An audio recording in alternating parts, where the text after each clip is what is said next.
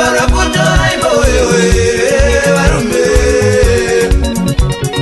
rudo rwangu napechuniya rabara kutorai boyewe varume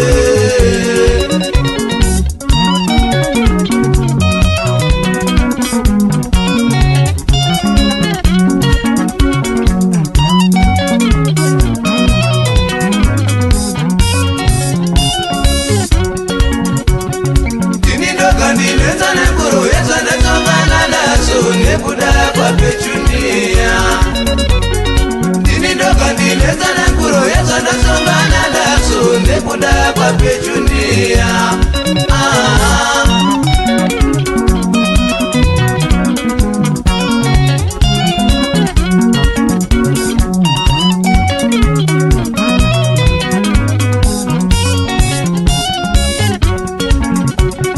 maedza dzose zvaramba kuti ndirambane mwenyu yofara maedza dzose zvaramba kuti ndirambane naye mwenyu yofara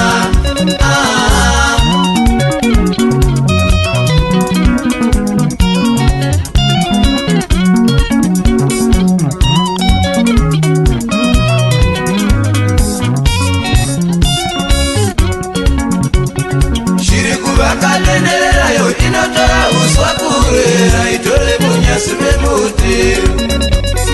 shiri kuvakatendererayo inotora uswa kure aitore munyasi memuti wayavakira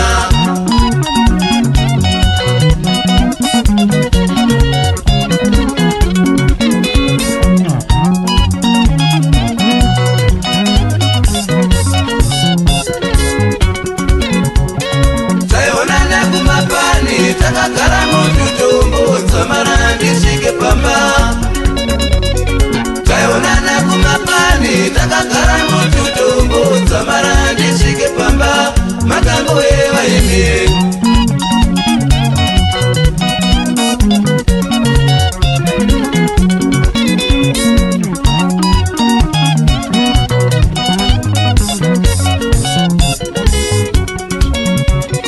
kurwadziwa kwenyu moyo hakuna sakuchareva inina pechu takatoronga kurwadziwa kwenyu moyo hakuna sakuchareva inina pechu takatoronga zvitsiritso zvedu